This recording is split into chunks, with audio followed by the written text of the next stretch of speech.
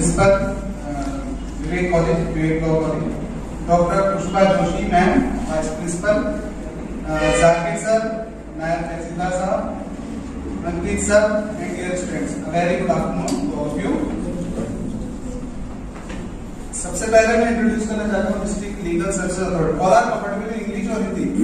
I think all are comfortable in mix Hindi English. सबसे पहले मैं इंट्रोड्यूस करना चाहता हूँ डिस्ट्रिक्ट लीगल सर्विसेज अथॉरिटी, क्योंकि देखिए कोई भी चीज है वो कम्युनिकेट होनी चाहिए, इस पर्सन कम्युनिकेट होनी चाहिए, लोग समझें उस चीज को। डिस्ट्रिक्ट लीगल सर्विसेज अथॉरिटी एक एक्ट पास हुआ था 1987 में, लीगल सर्विसेज अथॉरिटीज एक्ट उसका नाम था। उसका उद्देश्य ये था कि जितना हो सके लीगल अवेयरनेस फैलाई जाए, ग्रास रूट लेवल्स पे सबको उनके अधिकारों के बारे में बताया जाए, और जो छोटे छोटे डिस्प्यूट है ADR मैकेनिज्म का इस्तेमाल करते हुए, जैसे लोक अदालत, कंसिलिएशन, मीडिएशन एंड आर्बिट्रेशन, इनके बारे में बताया जाए और इनका इस्तेमाल करके छोटे छोटे डिस्प्यूट्स को हम वहीं सेटल कर दें ताकि वो कोर्ट तक नहीं पहुंचे और कोर्ट ओवर बर्डन ना हो।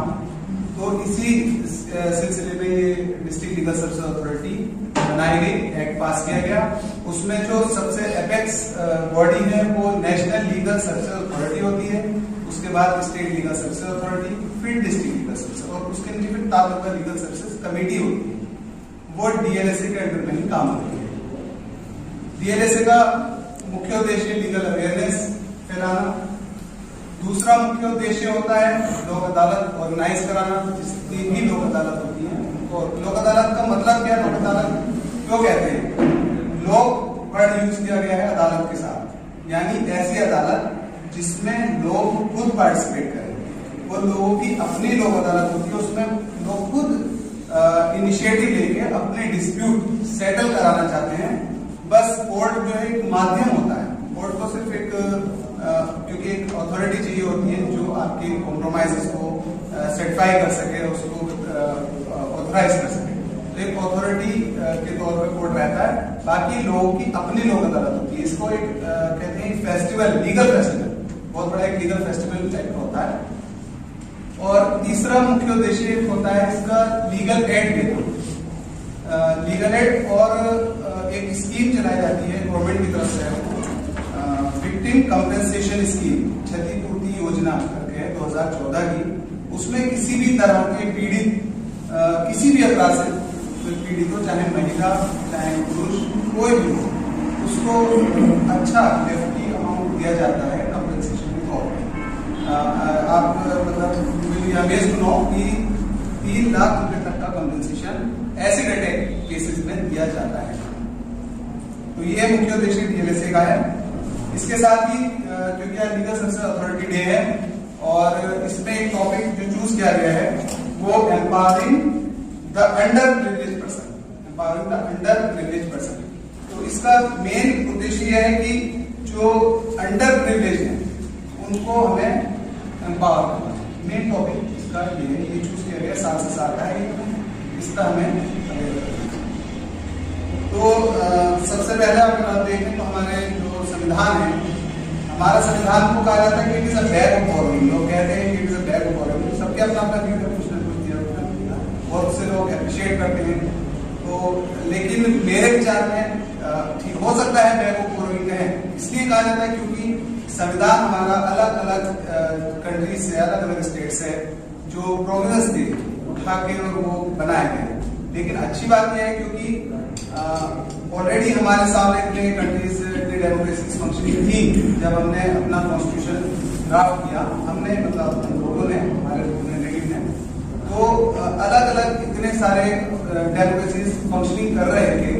हमने उनको देखा कि उनकी क्या खामियां हैं, कहाँ पे वो फेल हो रहे हैं, कहाँ पे वो सक्सीड हो रहे हैं।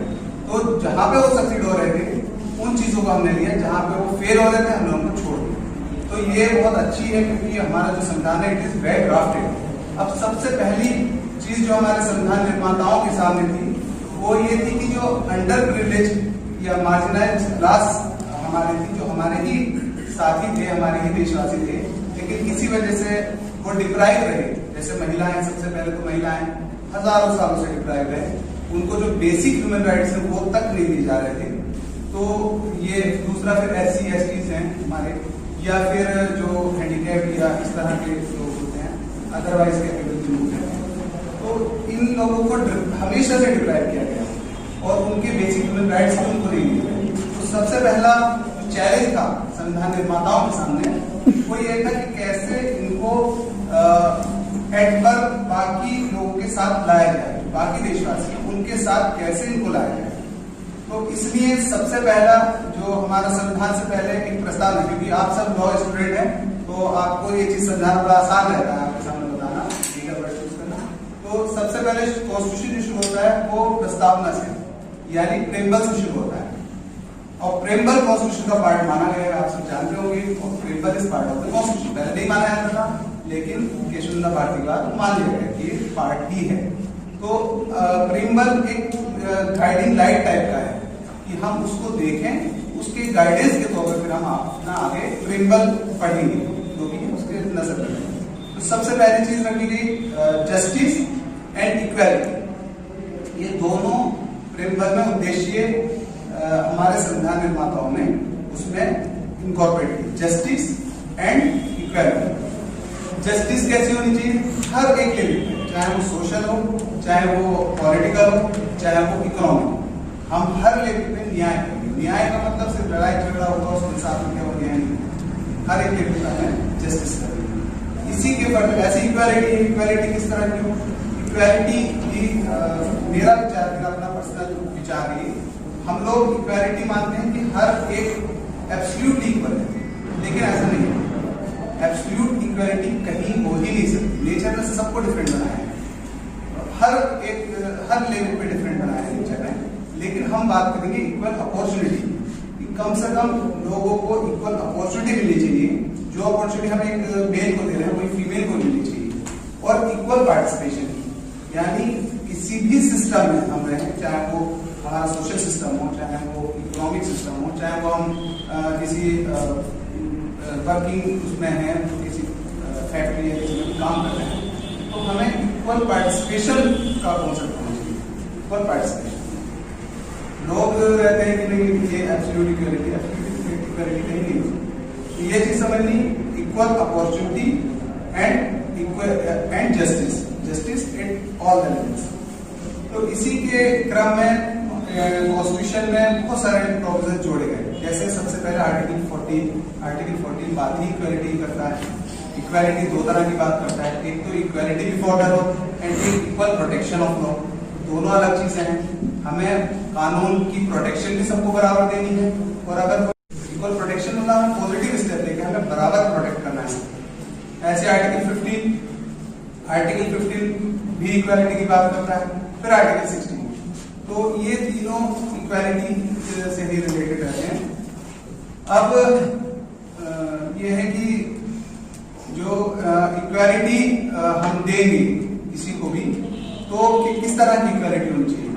इक्वालिटी का मतलब ये नहीं कि हमने आज संविधान बना दिया, हम कहेंगे आप सब बराबर है, अब आप सब बराबर, अब ना हम किसी का फेवर करेंगे, ना किसी को कम करेंगे, ना किसी को हम कुछ किसी से छीनेंगे। लेकिन ऐसा नहीं हो सकता। जो लोग हजारों साल से मार्जिनलाइज रहे हैं, महिलाएं हजारों साल से मार्जिनलाइज रही है, पर्टिकुलरली SC STs, आप सबको पता है, दोबारा उन चीजों को बताने की जरूरत नहीं है। SC STs हमेशा से डिप्राइव्ड और एक्सप्लॉइट किए गए हैं। उसी तरह से इकोनॉमिकली जो कुछ बैकवर्ड कह सकते हैं, इकोनॉमिकली बैकवर्ड गरीब लोग हैं, वो भी हमेशा से इस तरह का भेदभाव रहा है।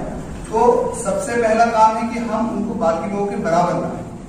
जब बाकी लोगों के बराबर आएंगे, उसके बाद हम कह सकते हैं कि अब सब बराबर हैं, अब आपके साथ कोई भेदभाव नहीं होगा, अब आप पहला काम हमारा है कि सबको बराबर करें। इसीलिए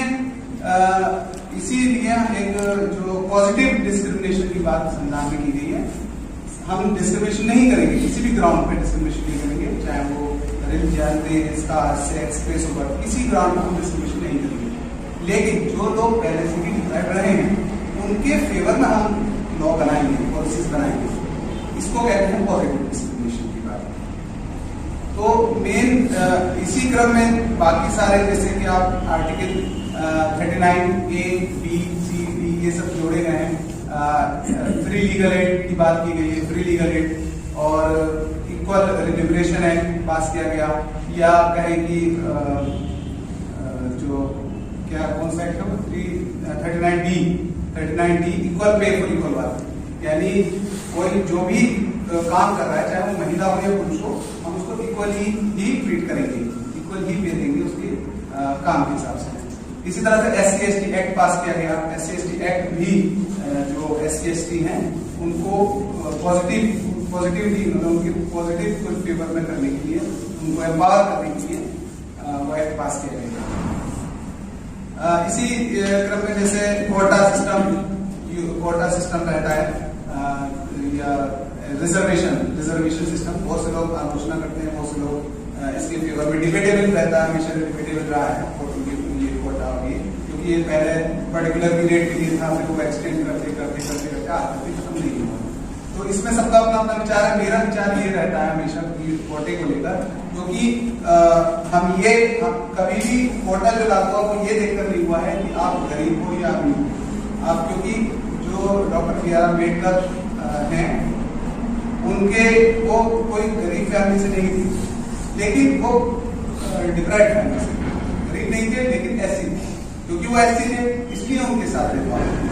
तो क्योंकि हम लोग की सोच जब तक नहीं बदलती है तब तक के लिए कोटा सिस्टम लागू किया गया था, क्योंकि हम लोग किसी को भी जब देखते हैं, किसी को भी इज्जत दे या किसी की जो भी रहता है वो उसका इकोनॉमिक स्टेटस नहीं देखते हैं, उसका सोशल स्टेटस देखते हैं कि वो ऐसी है। तो आज भी हम दिमाग में चाहे वो किसी भी पोस्ट पे बैठा है, दिमाग में रहेगा कि ऐसी रहता है, नहीं रहता है, दिमाग में हमेशा रहता है।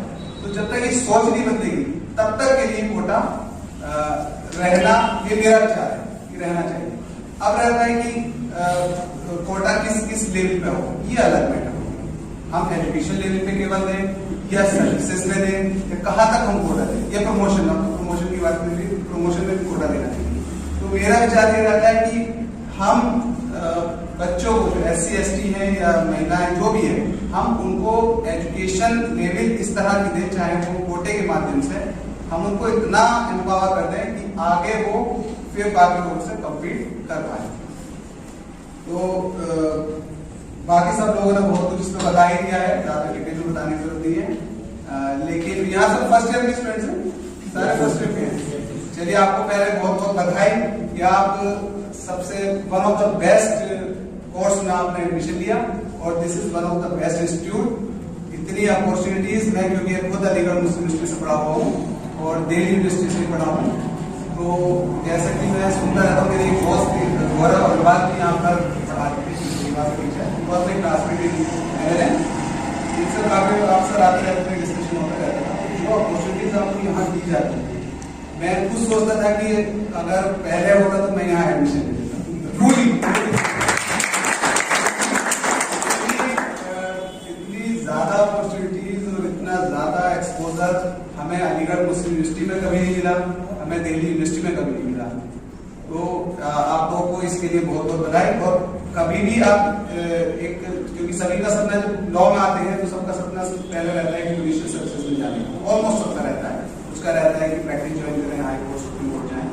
तो उसके लिए सबसे ज्यादा मतलब आप ये ना समझें कि लैंग्वेज कभी बात नहीं रहा, क्योंकि I was also from Hindi medium, through out मैंने 12th तक हिंदी मीडियम सपोर्ट किया है, उसके बाद मैंने स्विच ओवर किया इंग्लिश मीडियम के लिए लॉ में। तो कभी लैंग्वेज का ऐसा नहीं लगा, शुरू में लगा जब ट्रांसफॉर्मेशन हुआ हिंदी मीडियम से इंग्लिश मीडियम में गए तो थोड़ा 5-6 महीना लगा, उसके बाद सब नॉर्मल। तो कभी भी ये ना सोचे कि हिंदी मीडियम बाहर रहता है, बस आपके अंदर प्रतिभा होनी चाहिए, कॉन्सेप्चुअल क्लैरिटी होनी चाहिए, जो आपके टीचर्स यहाँ पर बहुत अच्छे से देते हैं, आपके अंदर एक्सपोजर होना चाहिए। और अगर आप वकालत में हैं तो वकालत में तो सबसे ज्यादा एक्सपोजर की ही जरूरत पड़ती है। तो आप लोगों को बहुत बहुत बधाई और आपका सबका बहुत बहुत शुक्रिया कि आप यहाँ इकट्ठा हुए और इतना टाइम दिया। प्रिंसिपल साहब, आपका बहुत बहुत शुक्रिया। और मैं आपको एक शेयर डांस करना चाहता हूँ आप सबके लिए, क्योंकि मैं अलीगढ़ मुस्लिम यूनिवर्सिटी से हूँ, वहाँ पे बड़ा रहता है। शेयर यह है कि रक्कासा कहते हुए बताता हूँ, उर्दू में है थोड़ा सा। रक्कासा का मतलब होता है जो महलों में काम करते थे पहले, जो महिलाएं, उनको को रक्कासा कहा जाता है और तारीख कहा जाता है इतिहास को, हिस्ट्री को तारीख कहा जाता है। तो अब सुनिए, लघु हो तो लघु लिखते हैं, लघु मतलब पूर्ण, लघु हो तो लघु लिखते हैं, पानी हम नहीं लिखते। लघु हो तो लघु लिखते हैं, पानी हम नहीं लिखते। महलों की रक्कासा पुरानी हम नहीं लिखते। यही तो बात है कि तारीख हम पे नाज करती है, तारीख इतिहास। यही तो बात है कि तारीख हम पे नाज करती है, हम तारीख लिखते हैं, कहानी हम नहीं। ये आप विवेक कॉलेज के